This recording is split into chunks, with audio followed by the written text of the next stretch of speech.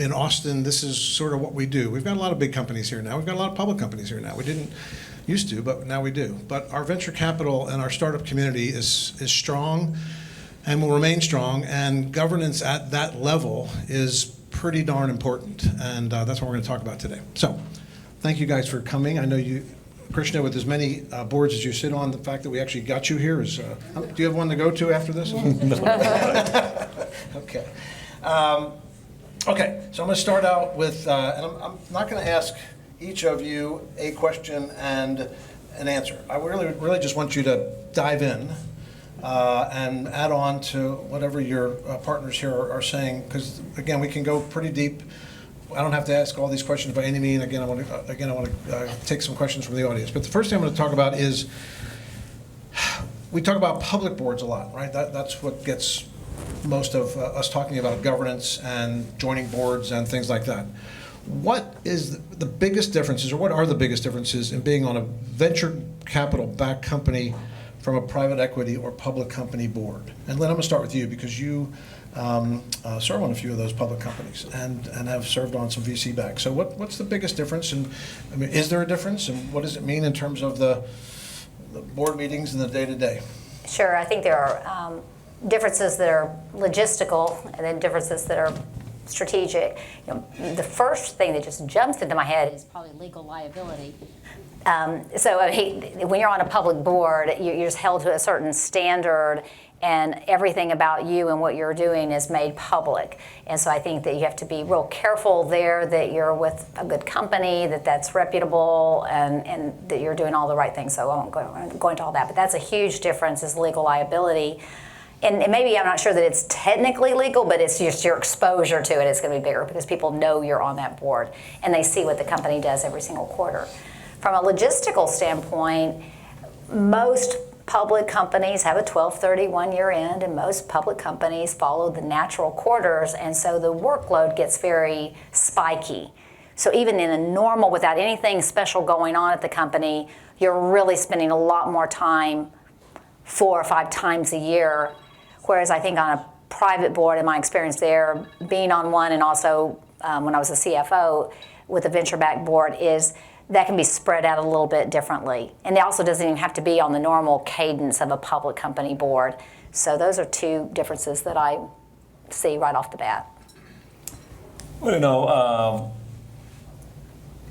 the way we get into private boards is because you're on a check. You know, you're the biggest investor, and naturally that comes with a certain set of rights and responsibilities, and and entitlements and duties. So that's typically how we begin our journey in a typical company, is getting on a board.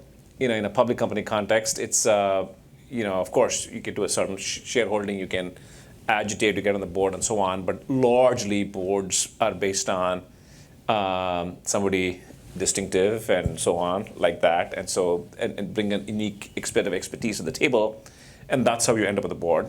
Number two is, in private boards, when we, especially our first institutional money, this tremendous, we are in the rough and tumble associated with all the unknowns and the dynamic changes that are ongoing all the time in early stage business.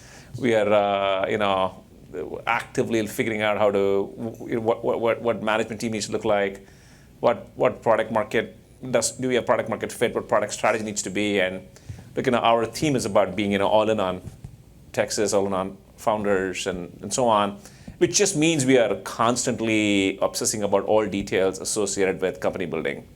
So, of course, I did that at Disco when the company was formed.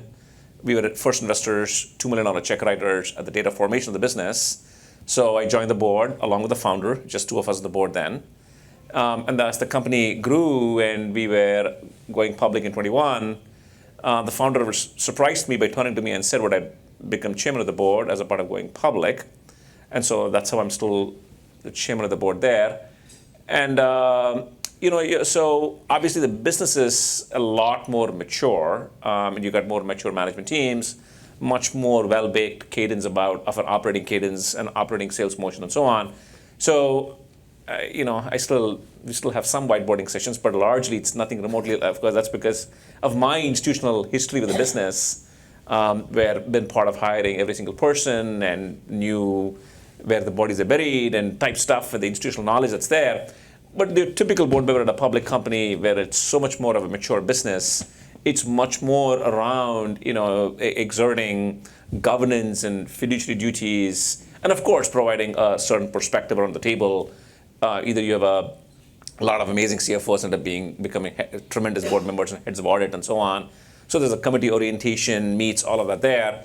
So, but the vectors are more around governance and the personal liability you're managing, balancing that with the fiduciary duties there, while the private boards end up being much more so around the rough and tumble and thinking about every little dial that needs to happen with respect to value creation in the business. And of course, comes with expectations, obligations of a check writing that needs to likely happen across multiple rounds of financing.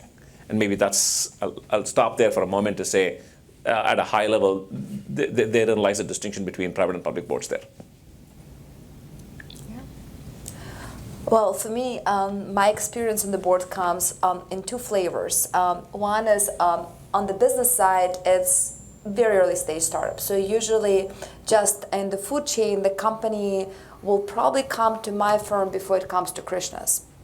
And so I have to talk to founders about the necessity of the board. For many of them, they're first-time founders. What is this board thing? How should you think about this? How should you consider your investors and the check? Because I think the dialogue often goes with this check, they will likely ask for the board position and they will be part of the business building, so make sure that your values are aligned. Because for the founders at my stage, it's very important, I think, everywhere in life to align the values of the humans that are participating in the project, otherwise bad things happen. And I think I'm at the stage in that setting where my job is to educate my founders about the importance of that, the importance of selection, the importance of being picky, and the importance of educating yourself about how to work with the board. Because by and large, the executive that will be tremendously affected and the team she or he built, it's the first time they're interacting with the board. So as anything else, but you do it for the first time in life, you have to learn about that. So that's one flavor. My first exposure on being on the board was, however, in the context of being on the board of the university. Small university, albeit, but it's a very different situation. So I don't know for how many of those that is interesting. I could certainly draw on that experience. And I was really fortunate to have a board chair at that moment who was a really experienced, really patient, really strong leader, and invested a lot in growing us collectively as a board, as well as have a very strong foundation of board orientation, board roles. So I've been schooled really well on how well a performing board operates, but also how you get there, because every board, like my very first board, did not start as a well-performing board, and it became a well-performing board with one very strong chair. So it's a very interesting lesson to be observed as a board member in board leadership that I will never forget. Yeah, that's a great point. We're really not going to discuss nonprofit boards here today. I serve on 5 different nonprofit boards. Austin's an easy place to get sucked in to nonprofit boards. But getting that practice on a nonprofit board and seeing how a board is run well. Nonprofit boards are famous for 20% of the people doing 80% of the work. And it's pretty good practice if you want to go into the public world as well. This is a question I wasn't thinking about when we talked the other day, but the way you brought this up. So you were talking about larger companies, corporates, who have boards because they've raised money, and now you're the chair of the board of a public company in Disco. They asked you to do that. It's a transition. SPACs. Now, SPACs are not very popular these days, but they were. So there were a lot of small companies that went public via SPAC or some other vehicle. What did they do? And maybe it's still happening a little bit. What did they do in terms of their boards when they transitioned from a venture back to a SPAC? And because you don't have that, they're not mature companies as you were talking about. Is there a difference there? The only one I know of is that they couple of months after they did that, they hired a search firm, and I got a call. I mean, so they suddenly realized, oh my gosh, we need an independent board member. We need to fill out the board. And so I think my observation was there's a bit of a scramble, is just the best way to put it. And this particular company also, I didn't go any further than a few conversations with them because I couldn't understand why they were a public company. I mean, they didn't need to be public, and so they got themselves out there through that vehicle, but they were not ready to be a public company. Now they may grow into it and it'll be fine. So I hope for them the best. So that's my only experience with that. Have you had experience with that? No, I haven't had experience with SPAC, but obviously, as Lynn said, right, a lot of companies that should not be public end up being public, and that's because as a SPAC, you can provide lots of future guidance, right? And as a public offering, you're very careful about not providing future guidance here, and so SPACs tried to go public by pointing to bright shiny objects which are 2, 3, 4, 5 years away. So that happened, and of course they start to run towards getting independent directors in. And then comes this challenge of this little thing called liability, right? So because you're raising money, raising stock, raising money on the aspect of futures, as a director you can't quite control your ability to achieve those futures. That's why there's a tremendous number of lawsuits associated with SPAC entities with had that sort of profile to go public. And so obviously we even explored that and said at Disco we're going to take it public the good old-fashioned way on the NYSE through a normal process, right? And as opposed to going to the SPACing methods. And the rule is that every public company who goes public has to have 2 independent board members. Is that right, or? I'm not sure, but it depends on whether it's NYSE or NASDAQ too. So, and there's different rules, but it's kind of more around audit committee too. So that's what and you have a certain amount of time to get there. So I can't quote it to you, but they give you an amount of time. There's a certain number. It depends on which exchange, and it depends on, and you first start with audit. Okay, great. So what are the biggest challenges right now and over the next year or so facing venture capital-backed companies and board members involved in those challenges? I think about AI, which is, who knows what the future holds. I think it's great, but there's some challenges. So that's sort of one thing. But challenges of politics, geopolitics, wars, et cetera, et cetera. What are public companies and venture-backed companies thinking about right now as the challenges that they face as a business? And how do board members get involved in those, or do they? Yeah, it's a challenging time.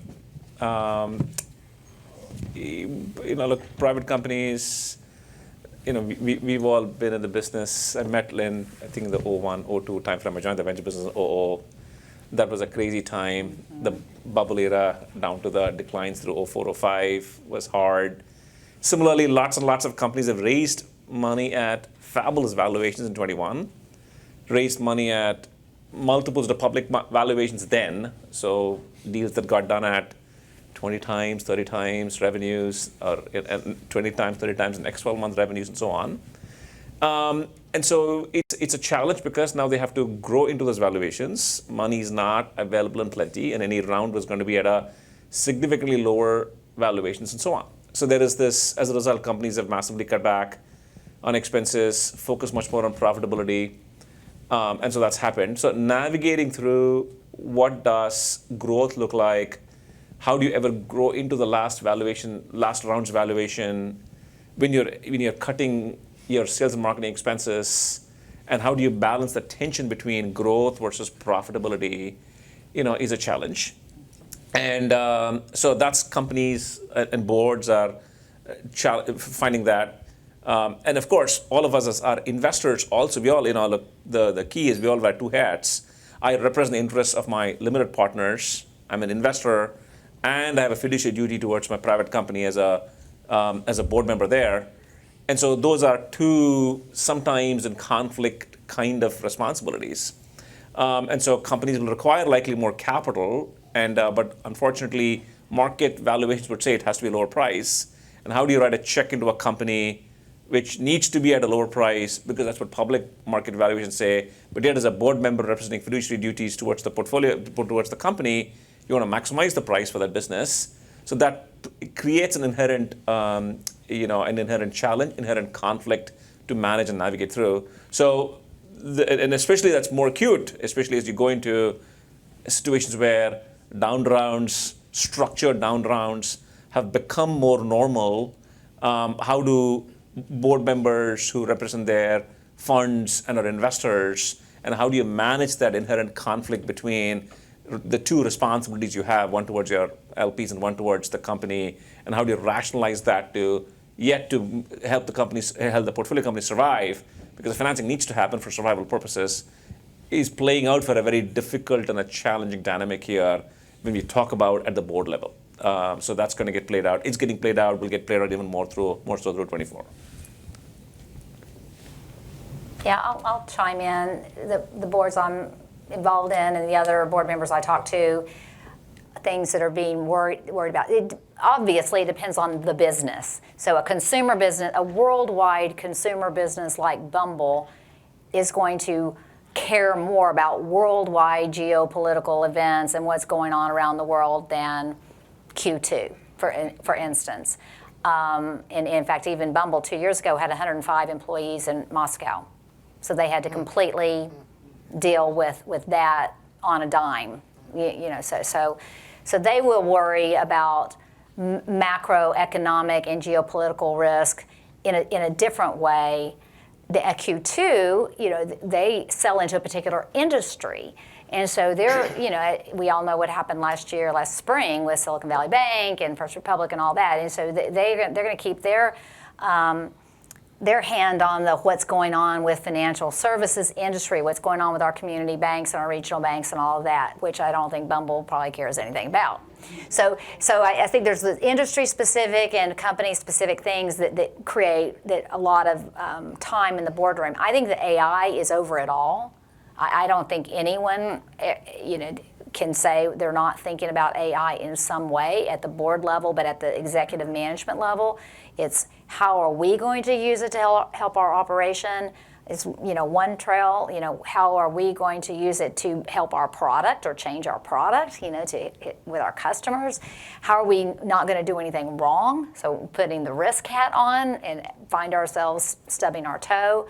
So I think that every single board meeting, there's discussion about that. Great. So Oksana, let's go even deeper on what we're just talking about, these challenges, and let's go back to earlier stage, what you work with, venture, pre-venture, pre-seed venture.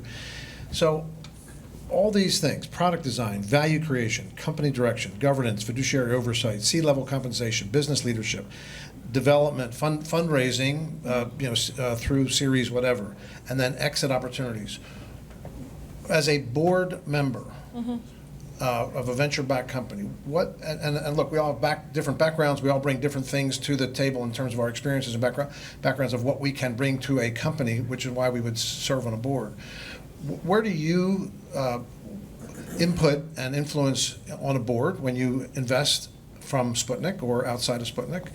And how do you divvy that up as a board? And what's more important than another, or is it? And I probably didn't list off 25 other things that the board there are needs to- 25. The challenge, with a small company, in many ways, they face all the same issues that the big company does, but they have considerably less resources. And considerably less resource, not just in terms of the people that are going to tackle them, but also in terms of the skills of the people that are going to tackle them. So imagine you are a recent, maybe a PhD grad, maybe you have a degree in computer science, all you ever have done, you've had this big idea, and you build this technology, and it could deal with AI. So for instance, maybe I'll zoom in on an AI-specific company. So new technologies is what you always deal with. And then you started this business because you had a dream. With board comes a lot of formalities. No one probably when they start a business at my stage dreams about gee, I wish I would have like a really distinguished board, right? Right? I think because that's not how they start. But as a venture capitalist that is guiding them so that like the concept of as you grow up, for your dream to become a reality, if you have a magic wand, you're gonna have to have these attributes. So how do we start building them? How do you start influencing people? A lot of the dialogue is training of the CEO. Yes, you owe your board a responsibility. You owe your board a report.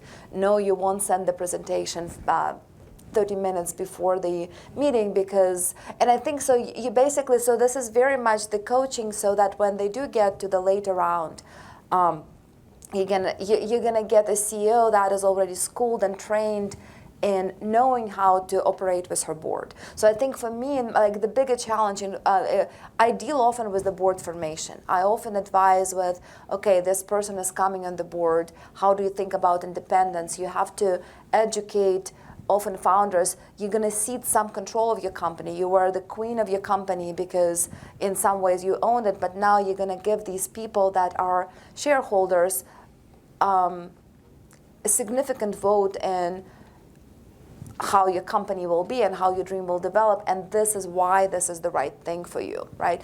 So I think, to me, my world as it relates to the board has to do with these very fundamentals, and then like anything, you could tackle everything but not everything at the same time. So I think also equipping CEO with a way to dialogue with the board members about and agreeing and aligning the priorities of the companies and why they're priorities for the company, and often that has to do with raising the next round and attracting the check, staying in business. And that I think is the bit they understand quite well. But tackling, okay, you need to have the insurance, like what is that? What is a D&O? Why it's necessary? Like, like this, like if you think about, none of those things come natural to the nascent companies because my stage generally is a stage of the kindergarten for the startups before they become adults and become unicorns and public companies, and that's when they will be working with Lynn. Which data is relevant? Like, so how do you start making, like, what financial projections are relevant? Because, like Krishna mentioned this earlier, it's a whiteboard. You're building, like, what is the product market fit? So how you present to your board members plethora of that information and explain to them, like, because the financial projections are way more difficult because before you're not quite clear who your customers are, what's the margin, what's the right pricing strategy for a product. So all of the very basic fundamentals then later boards will hold the CEOs and the management team accountable for, I think are very relevant.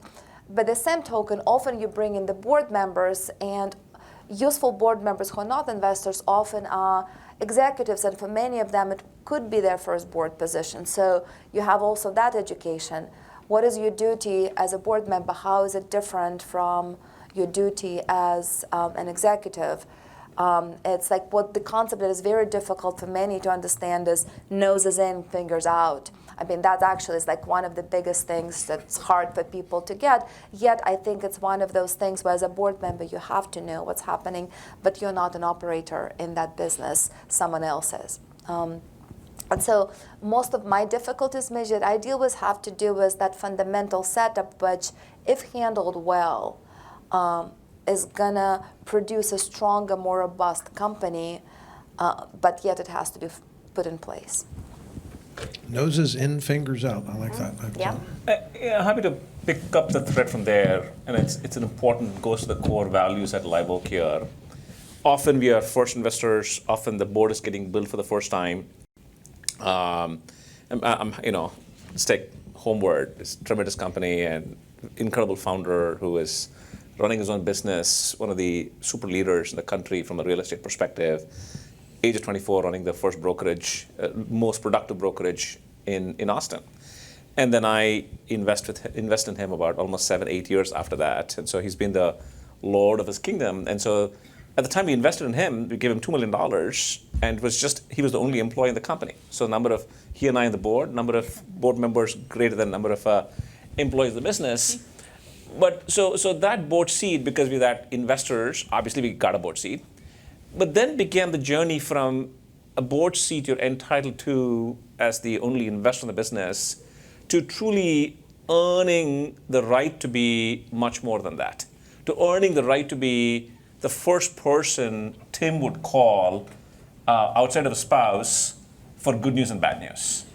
But that evolution is one of the most challenging things, where he looks at you and says, are you my boss? Are you as an investor here who's going to take advantage of me? Are you truly in this for the interests of Homeboard and Tim Heil? Or are you in this figuring a way to line up Live Oak's pockets here? So that's what, and I think we strive hard, and anybody who joins Live Oak, that's the stripes they need to work hard to earn, is how do you play the multifaceted roles of course, being value added, but also being, a boss as a board member, but also more importantly being a mentor, a philosopher, a guide, a friend, a therapist, right? It's a lonely job being a CEO through all the challenges and through the evolution of the business, and playing those at the right times with the right kind of an approach, the right kind of a hand, is what earns you the right to be that person, the first call they make for good news, of course, and for bad news. And that's what we strive to be as board members of these growing companies, and earn the right to be that. And I just think those are the values and the ethos that we look for every one of us, my partners, is to drive to being to operate in that capacity on the boards of our businesses. That's a great example. And I'm sure we can sit here all night and hear more examples, which I would love for you to use. If you can use names, great. If you can't, just let us know the stories, because there are lots of stories about founders who fail, lots of those stories, and lots of stories like the one you just mentioned, Krishna, about Tim, who that's fantastic. So let's go even deeper on that. So because founders and financing, raising money, goes hand in hand sometimes, but how do board members, especially if you're an investor, handle disputes and resolutions over executive management? So, and we're going to talk about transition too. Maybe we'll cover that in the same thing. When you transition, we're going to talk about transition of board members, but transition of founders, CEO. I know with ATI, we dealt with a lot of CEOs who were engineers and scientists who then move over to become CTOs, because you got to bring somebody in to run the business. That's a fairly normal activity. That goes well sometimes, doesn't go well sometimes. How do board members get involved with that, stay involved with that? If you could use some examples, that would be great too. I'll jump in and just say that this goes to the therapy part that he mentioned, because if the board member sees clearly, maybe, number one, are you the only person on the board that thinks you see clearly about a change that needs to happen? Or is there consensus around the board that something needs to happen, either with the CEO or maybe with another C-team member? I just think you have to call on your best interpersonal skills to figure out how do you get that person to the same conclusion. So it just really goes back to effective communication. Maybe it starts with trust. So if you have developed trust with the CEO as a board member, they're more likely, because they don't want to hear it. As a general, I've seen in my career, it's people, and this is your CFO or your CMO, and the board is saying they've got to go, and you don't want that to happen because you like that person, or you just don't see it yet. So it really calls on the board member to use their best skills and to try to get the CEO to get to that same place. And it, in most cases, if it takes an extra couple of quarters to do that, I think that's better than ramrodding something down immediately. I have seen situations where VC firms have behind the scenes started talking to other CFOs and things like that. I think that is rough. I mean, maybe that will work, but then, that's just going to be a lack of trust. If the VC goes, starts talking to someone in Austin about, another role, and the CEO has not even decided to open up that role, that's a problem. So and I want to say, so that's really all I can say is this is that trust that Krishna talked about. This is get the CEO, if it's one of his team, to come around to it. And certainly if it's the CEO that's the problem, that's a whole other situation there, and then just make sure that your board members are all aligned with that.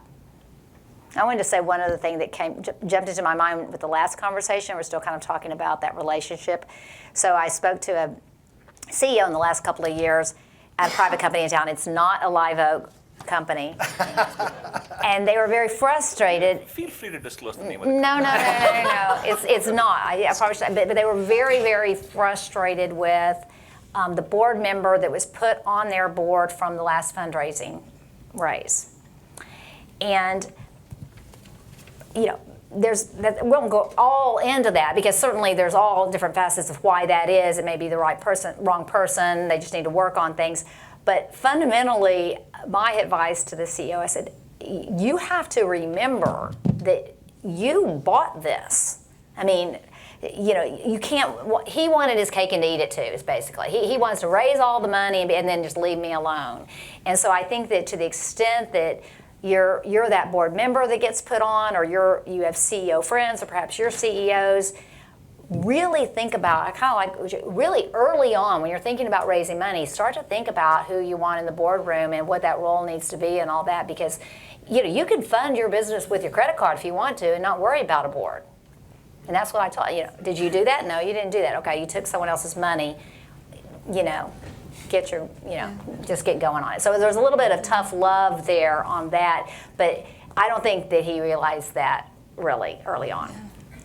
Oksana, I'm sure you have had some of these conversations. Yeah, no, for sure. And that's I really love how Lynn had presented this, because that challenge, the challenge of growth. Like, if you think about this fundamentally, when we talk about startup, like one of my favorite quotes about startup equals growth. And we usually think about growth in numbers and customers and revenue. First and foremost, the growth of the humans that are at the foundation of it. And growth sounds good on paper, but actually is quite challenging when you have to go through this, and that requires you to change how you've done things. So to me, what I usually talk with my portfolio companies, and also I've seen in the boards I've served on, adding an element of clarity where you really paint a very clear picture. This is how the company at the super startup, like the kindergarten stage, looks like. But when you're going to be in the secondary school part of business, this is what it would look like, and this is how your role will change, and would you really even enjoy this role? And if you would want to have that role, these are the skills it will require. So I find that often it's still going to be quite personal, because in a startup situation, it's a baby of this person often. It's like identity is aligned for all of us entrepreneurs, like we are so tight with our business. But the more you outline, this is how the growth and the growth of the skills would look like, and this is how you go from influencing through action to influencing through people, and this is how you delegate, and that becomes part of your performance evaluation, which I think is a really big part of the board. Every board I sit on, I feel like evaluating the performance of the management team is a big part of the guidance. Even if the CEO holds a controlling package, that's the role of the board, and we have to negotiate around that. And when you do have that dialogue, then it offers you an opportunity to offer the step functions. This is what you have to be here, but on this next horizon, you either need to be that or hire that. And I think that, in my experience, had to personalize that. And if you truly get that, like Krishna, trust is such a paramount, because when you choose, what do you enjoy doing? What do you enjoy doing? Do you enjoy building? Because maybe you should give reins here and have someone else do that. And luckily, we have a fantastic example. And all I have to say, think Larry and Sergey versus Eric Schmidt. Do you think, because that's an example that really drives the point home, because it's without argument for most of those that Google would not have been Google without either. Like Larry and Sergey is the quintessential founding team. They didn't love to manage, and they are the soul of the product. But they were not they did not have a structure and the guidance and the metrics that needed for Google to become the dominant force. And you as a founder will earn more, and your equity will be more valuable if you find a way to check your ego at the door and hire the specialists you need. And so that, to me, like, the earlier we get this dialogue, and also you cannot have that dialogue with everyone. So when I consider writing a check or joining the board, I really explore and probe whether the person is whether the person has a propensity to for that growth that will be required for my check to work well and for this leader to evolve. Because if you're not, then I think it may seem good on paper, but it will never work. Well, we said 50, 40, 30% of something is bigger than 100% of nothing. Yeah. So it's, okay, so what about transition of boards? You were talking about Disco, and instead of stepping down from the board when I'm in public, they ask you to join. So this happens all the time, right? Series A, Series B, Series C, you have new investors, and you go from a less mature company to a more mature company. How does that work, even in a public company, when you transition board members? How does it work? A good example is HomeAway in the very early days when we were still private. We had like 3 board members from Austin Ventures. So 3 out of the 7 was from Austin Ventures. Well, that clearly is pretty weighted. They were dominant in their day, those Austin Ventures. They were absolutely, and very important to HomeAway's success early on. And so I think that so much just goes back to interpersonal and having conversations early. It's really about, okay, when we raise this next round, you know that the people we raise the next round, they're going to want somebody on the board. So, okay, guys, we can't, we got to figure out, we need one of your seats because we're going to, so you start that, and the tough thing is the CEO might have a point of view of who they want that person to be, the person they feel like is the most helpful to the business or helpful to him, but the individuals may be in a different pecking order and may be able to make that decision between themselves. And so it's tricky. They may say, I really want this person to stay, but I suspect it's not going to be him because it's going to be someone else because everybody still wants to stay. So you start early with conversations, very objectively, without waiting until, okay, we've raised this money now and we have 2 new board members, you've got to go. So you start this, you don't raise money overnight. You're raising money over quarters and over the years. So I think, just as she's talking about a team, about how you see the evolution of an executive team over the growth of the company, just layer in how you see the evolution of the board. Start talking about it early. People start thinking. It becomes a little bit less taboo to talk about when the time comes. And then when those spots open up, the other thing is the CEO just, in our case, at HomeAway particularly, really just said we need somebody with certain skill sets. So when we're looking for independent directors, we want someone who's international, or we want someone that comes out of the vacation industry or the IT, whatever it was. And so he was very kind of strategic about thinking about, we kind of have these skill sets on the board. So he was ahead of his time. Now we all do those matrices to say, do we have something of everybody on the board? Well, he was really just, and with the help of the executive team a little bit too, whenever he would just talk about it, he was kind of already doing that. He was, this person is real helpful for this. This person is really good, really works with our product guys. This person is good, works with Lynn. What we need is this over here. So I think start early, communicate directly and explicitly. Don't make assumptions that change is going to happen. Be very explicit, and then try to be strategic about the skills and abilities that you put on the board. Let me just say, on top of all of that, giving the calendar trigger to invite that dialogue is useful. So what I found is a tool that you could bring in from nonprofit and university board is the board term, right? Which is a natural conversation, natural invitation to have that dialogue, so that you could have the dialogue about the composition of the board and who steps in, who has out, and board members are semi-expecting that they're leaving at that point in time. So you have the legacy. Not everyone gets invited to come to the second term. And that's a very useful tool to deploy, I think, across all boards. Obviously, if you're an investor and that's just stipulated with the term sheet that had been written, it's not quite the same, and the next investor might take care of that. But as the board gets bigger with an independent board members, nothing in this life is forever, and neither is the board term. And if you have that board term laid out as a part of board training and board governance and the board structure, that lends a very natural, it's not personal, I don't like, the shirt or the tie you wore to the last board meeting, so bye-bye, or something less. I mean, I'm attempting a poor joke, but I think the point is it makes it an objective structural thing that the board will evolve. It will evolve at this time. There is a nominating committee that will evaluate it at this point in time, and you may or may not get invited because you need that spot for someone else. And going from a very small company, friends and family, et cetera, to a Series A, you're actually getting venture capital in. Is that, I mean, that's a very big step in terms of board creation.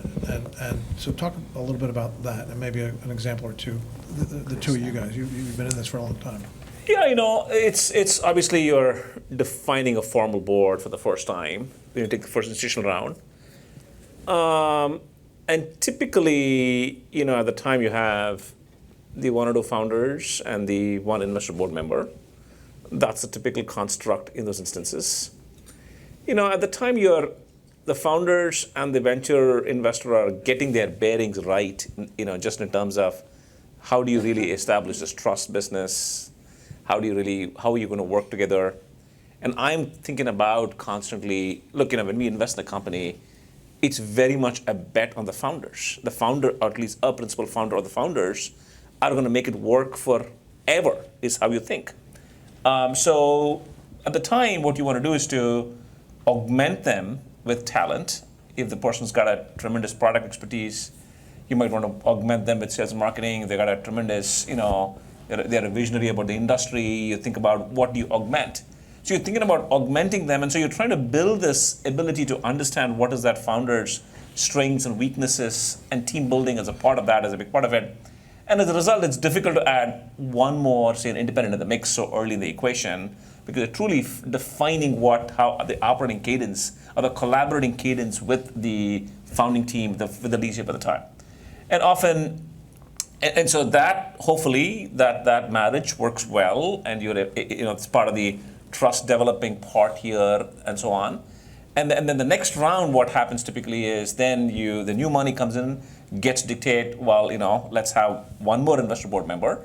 And maybe at the time, you start to contemplate what an independent might look like.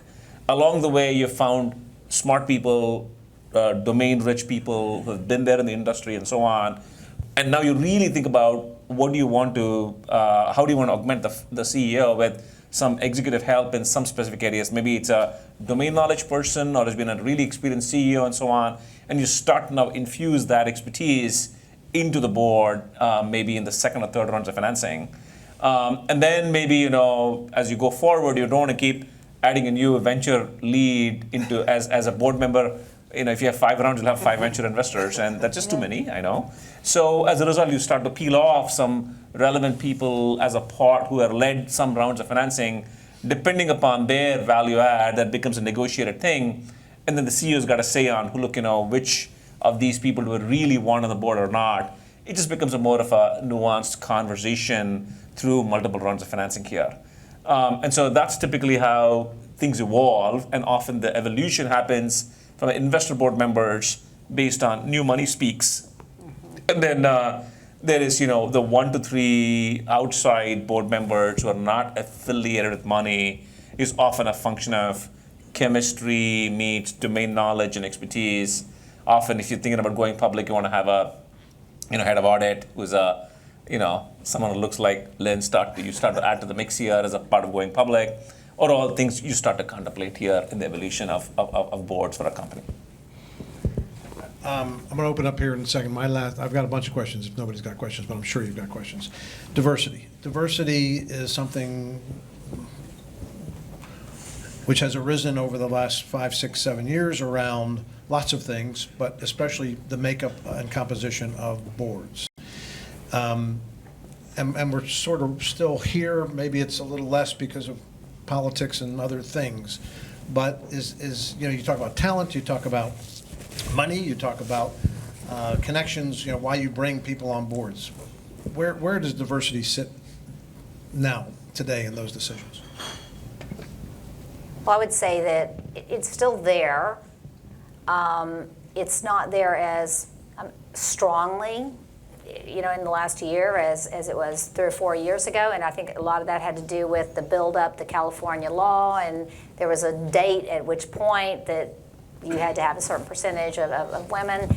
And so people were, obviously nobody had that. And so there was a big catch up during a certain period of time.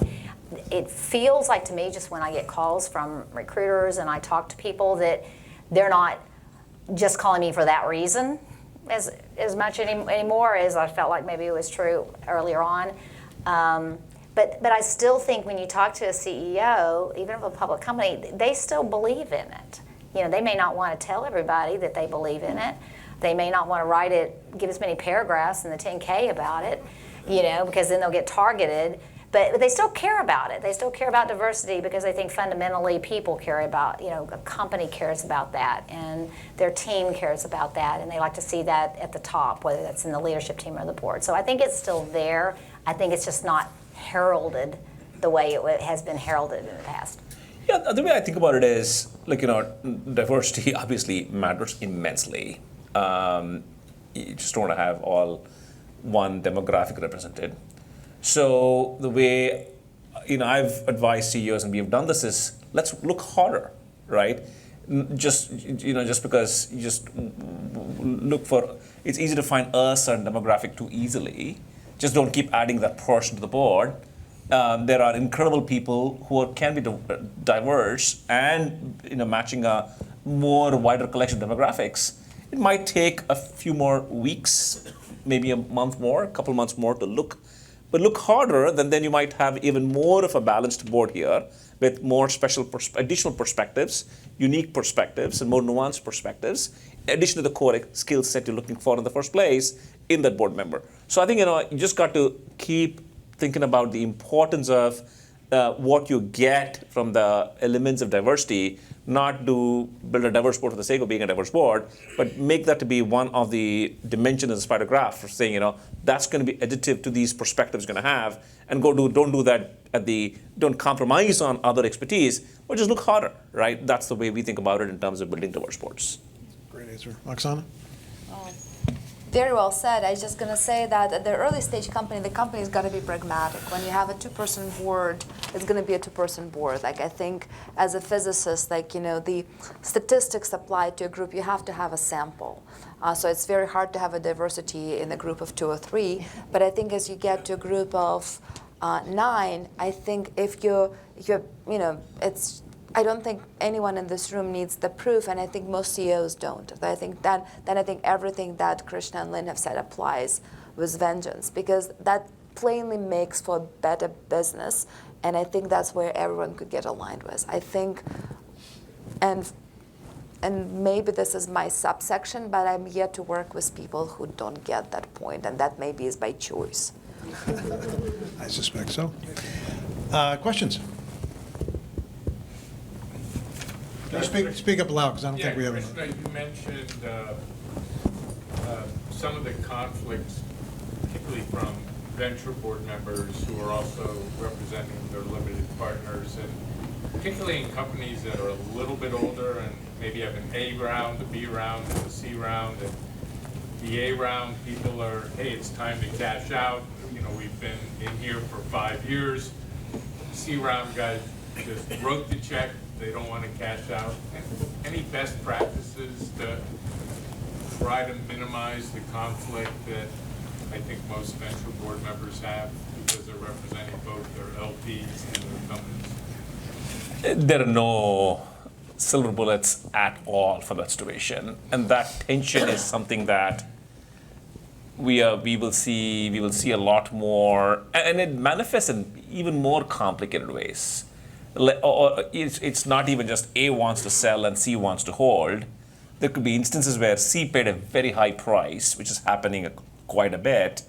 So the company will never grow up to that valuation for them to get a return on that money.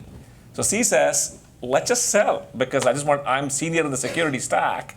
Let's just sell so that I can get my money back, because I'm not even going to get a return between, I put $50 million at $2 billion valuation, so the company sells for $50 million, I get my money back. The company's got to go for $2 billion and $1 for me to start to get a return. So C says, let's sell. But A and B and C and the CEO says, look, it's a valuable company here. I want to keep playing longer, right? And so let's keep adding value. So that tension, as people have these two interests, is part and parcel of all of it.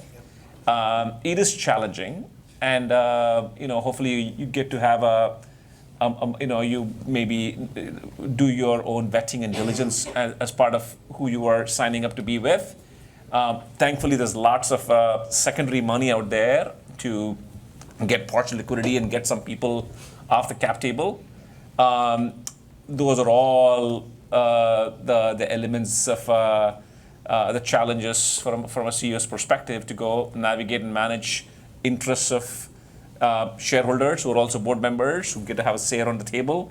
And hopefully, you find on your board somebody who looks like more of a lead director who can drive consensus, who can manage that, who can be your supporter. I think of my role sometimes as also not just support the business, but also do a lot of work in protecting the CEO from different points of view, which might be self-interested or interested in one particular vector. How do you manage and drive consensus on the board is incredibly challenging, and it requires a lot of nuance and balance here. That's just part of the beast. Yeah. And is there a particular role for the independent director if there's one on the board? Yeah, I think independent directors can absolutely play the role in terms of managing that, and because they truly do not have a horse in the race in some sense, and they can truly be independent. And a lot of times, good independent directors who play that role in having a trust relationship with all the directors, and that way, not any investor director is perceived as a lead dog here, right? Can indeed play that important, valuable role in the mix here. But well said. Krishna, you've seen a lot of CEOs. Lynn, Oksana, you've all seen a lot of CEOs. What are some attributes in CEOs that you all look for? You said many times you place bets on the CEO being there for the journey of the company. What are some things that CEOs do that put them in the category of yes versus the category of no? Well, for me, because it's important to me to be passionate and excited about the business, I want to know that they are committed to the business. And so you're kind of assessing, by the time I'm talking to them, if they're a potential public company, they're probably already shown to be capable. So which may be different than the very, very early on. But it's like, what really is their motivation? Or they have other things going on? Have they already made their money? Are they going to be committed? So I'm looking for that passion, commitment, excitement, because I know they are driving the organization for success. And so if I want them to sell me, if I'm being recruited to be on a board, even though I have like 50 million risk questions I want to ask them, what I really want them is to not just answer my questions, but to say, this is why I don't want you worrying about that, because this is how we're going to win, this is how we're going to do this. I really want to be sold on the business, because a board member also is part of the team that's going to take the business hopefully to success and growth. You want to go first? Yeah, I could. It's really, to me, it's going to be about three things. It's this commitment to the business and magnetism, kind of this, because when I come at the early stage, there is nothing. You really are, and you're going to win if you attract the best people and the best investors, the best customers, when you're in such a nascent stage that there is every reason people should tell you why you shouldn't exist, right? So you have to have that passion and confidence and magnetism on the one hand. The flip side of that is CEO that I'm looking at is humility and desire to grow. They kind of come together, because for them to even get to Krishna and to Lynn, they have to evolve. So if they don't have that, it will be really challenging for them to get there, and as a result, my investment, which is where my fiduciary sits, will never grow. And the last very important one is integrity. When you're creating something, can I trust this person? Do I see this person behaving ethically and treating people with respect, and is the kind of person that, because when they get, I don't want the DNO be deployed because the person gets something Right. wrong in this way. Those are the worst things, right? And so for me, like if you have those three things, but then at my stage they come in variety of different packages. That's an excellent question. And I was like, oh, how do I answer that? They just like, there are so many different kinds that could succeed. But to me, unless they have these three traits that I've described, which is the magnetism, humility, and desire to grow, and integrity, nothing else matters. Well, let me try to add something to be additive on some excellent points from Lynn and Oksana here. I think I distill it all into an important trait. Besides, of course, we're looking for big visionaries, big markets. They are super dialed in, hardworking. All those traits that you read about. I look for authenticity immensely in a journey here. Before we invest, very much after we invest, this is a complex game, and it's hard enough trying to figure out what they're really trying to do, what they're trying to say. If they say something to you, do they really mean it, or are they going to give you lip service and not really do it? So authenticity, and of course, and then of course they're trying to figure out, should I play my real card here, or are they going to be judgy and trying to take advantage of me, and maybe I should not be authentic here, and so on. Are all complex dynamics underway here, but hopefully we pierce through that, that zone and end up in an authentic relationship. Really simplifies matters immensely as a part of what needs to happen here, as a part of a trusted value creation pathways here. So look to get to an authentic relationship just becomes an incredibly part of being able to find such good people and back up the truck and support them to go build big businesses. Joseph? Thank you. So, Oksana, I want to go back to your point about early founders being very much like in kindergarten. So, I too was in kindergarten in the early days with my first company. Mitch was one of my kindergarten teachers. But when you try to explain to an early founder, and this question won't be for all three or any one of the combination, of the importance of a board, I often will, in any situation, refer to movies and popular culture and television shows for a wide range of examples to give, because it's easily, you can easily attribute it to it. And there have been a number of movies recently. Uber with, Super Pumped with Travis Kalanick and his relationship with Bill Gurley, AKA Kyle Chandler, our Austin-based friend. You've got Silicon Valley with Pied Piper and all that they had, their dynamic with the board, even as far back as Pretty Woman in the 90s. Is there a favorite example or show or movie for early young kindergarten founders to explain why you need the Eric Schmidts in the world without necessarily just saying Eric Schmidt, Larry, and Sergey, that they can watch, they can feel, and they can read, or they can really appreciate? To anybody.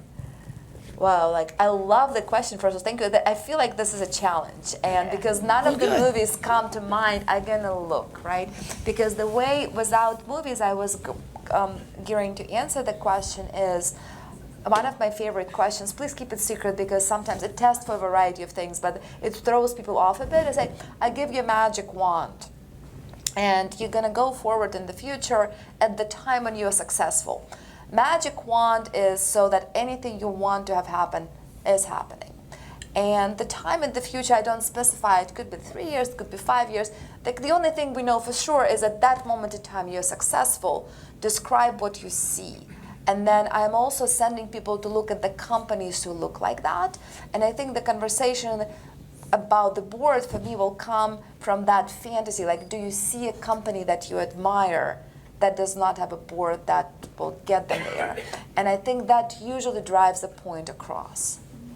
So, but I will promise you, I will look for the movies. Unless someone, when it feels like we're gonna have drinks in a minute, so I know someone has movies, I would love to know that. The movies that are made because they're catastrophes in most cases. Yeah. Uber and WeWork, that was. WeWork and the Dropout, and I think we have a lot of bad examples, I'm sure. But also that, to Mitch's point, good practices make bad headlines. Like there is nothing exciting about the business runs super normally and everyone shows up and does their job, and the CEO ethical. Christian's never been in a movie. I'll just say that I looked for it not to be Succession about that.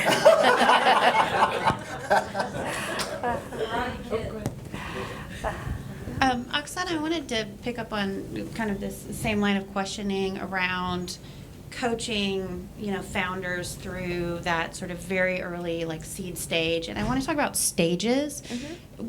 Are there any corollaries that you guys have observed at the board level where, there's sort of board duties that are consistent regardless of the stage of the company, but sometimes board members whose particular skill set lends itself to earlier stage companies? Or how do you even choose how to adapt yourself through the different phases and stages of growth from those very, very early stages and beyond? Yeah, I could certainly take on this question, Lisa, because I think like anyone else, like if you are the board of the startup, you have to grow and you have to you have to understand, and part of board evaluation, board self-evaluation is a fabulous tool because it kind of aligns with the company's values, and sometimes the world lends yourself like how you have to grow. In the case of an AI, you're going to get to the dialogue, but I'm really curious to ping pong this question to Krishna because he had lived that through evolution, so it's really interesting.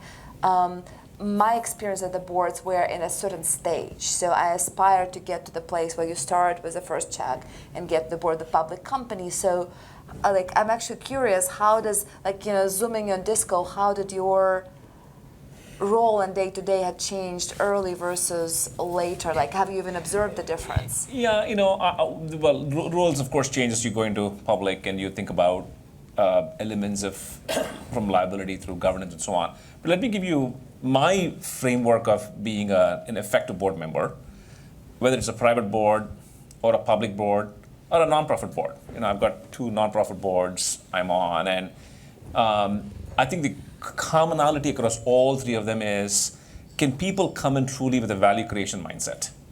They're not there because they're entitled to be on the board and therefore they come in on a board meeting and turn off video and Zoom and just to consume information because they just, why are you in the board? Because, well, I'm entitled to be here. Or I'm on a nonprofit board, why are you here? Because it's the coolest country club to be in, right? And so the key, I would tell you, in all boards, board members I cultivate for, I've got an amazing 2 nonprofits where the Miracle Foundation, which works on foster care in the US and orphanage in India, and I'm also vice chair of the Austin PBS, right? The mindset in all of them is very much about finding board members who will and promise to and have this value creation mindset. Every business, of course, is trying to thrive, and can they articulate when woken up at 3 a.m. suddenly to say, what does this business need to do in the next N number of months or the next year for it to thrive, to achieve its goal? Can people articulate that, think about that, obsess about that, support the CEO? Because look, I also believe, long live the king until the king is dead, right? So as long as the CEO, you're going to support the CEO to be successful, what are they willing to do to help that business thrive? That's why I'm not using the words about be profitable, grow. A nonprofit could be about taking care of children and supporting its different stakeholders, right? So every company, organization has got its own mission statement, right? And so can you bring value, can you have a value creating mindset for the organization?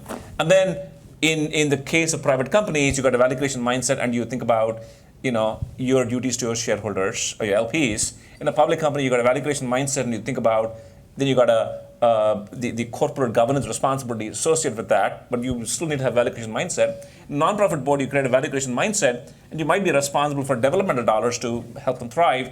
But in all of them, the Venn diagram of overlap of what makes a good director is somebody who brings a value creation mindset, and much more that depends on the nature of the organization that they are a board member of.